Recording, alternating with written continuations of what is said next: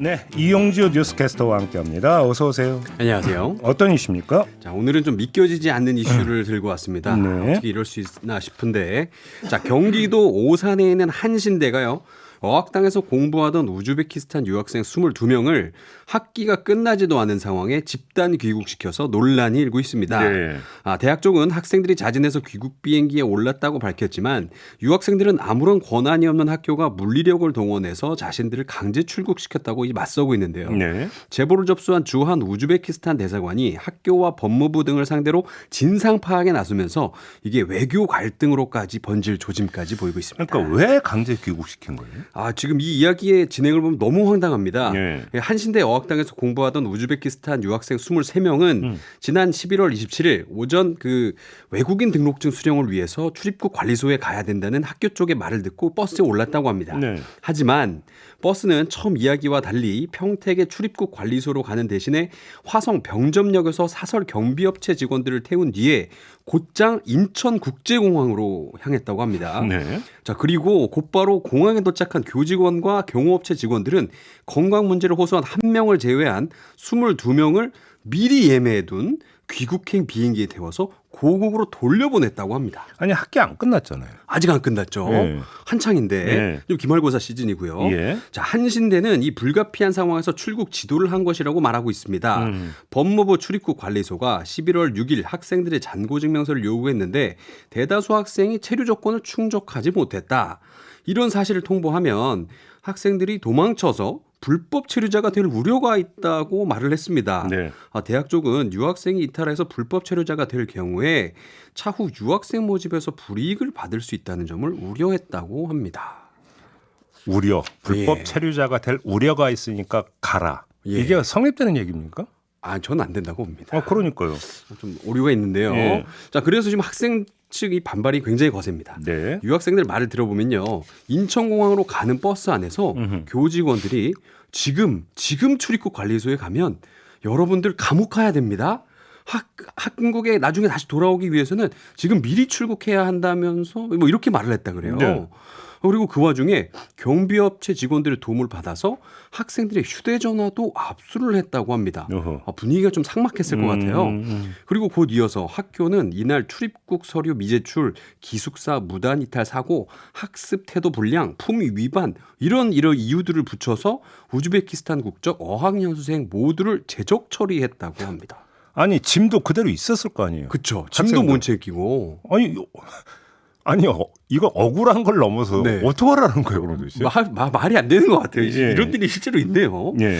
자, 그래서 유학생들은요, 입국 시기에 따라 다르지만 어학연수용 3개월짜리 조건부 비자를 갖고 있었습니다. 네. 만료 기간은 학기가 마무리되는 12월 20일 전후였는데요. 네. 하지만 이들은 기숙사에 있는 이 짐조차 진짜 짐도 그냥 놓고 곧바로 그냥 버스 태워가지고 공항에서 비행기 태워서 보냈다. 이런 거기다가 이야기예요. 휴대전화까지 압수했다고? 예. 예.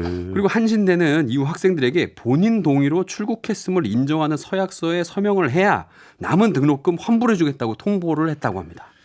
아니 근데 학교가 이러는 권한이 있어요? 없죠. 네. 없는 게 맞죠. 네.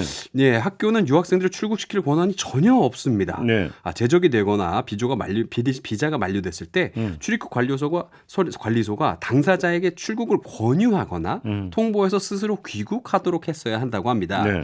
그런데 지금 이 모든 사태의 원인, 그게 이 법무부와 한신대의 소통 오류에서 시작됐다. 이런 점이 있습니다. 이건 무슨 얘기예요, 얘기는? 자, 법무부가요, 외국인 유학생 사증 발급 및 체류 관리 지침 이런 게 있는데 이걸 네. 보면 외국인 어학연수생은 자국에 있는 한국 금융기관이 발행한 유학경비 예치 잔고 증명서가 필요하다고 합니다. 네. 그리고 이 잔고는 3개월 이상 유지를 해야 한다고 하고요. 예. 근데 한신대가 유학생들에게 잔고 증명 필요 기간을 3개월이 아닌 1일로 잘못 안내했다. 어떻게 일일이 될 수가 있어요, 이게? 이 부분을 두고 예. 이제 법무부와 한신대 의견이 갈리고 있는데요. 한신대는 법무부가 1일이라고 했다가 학생들 입국이 다가온 9월 10일에서야 네. 갑자기 3개월이라고 말을 바꿨다. 예. 이렇게 말을 하고 있고요.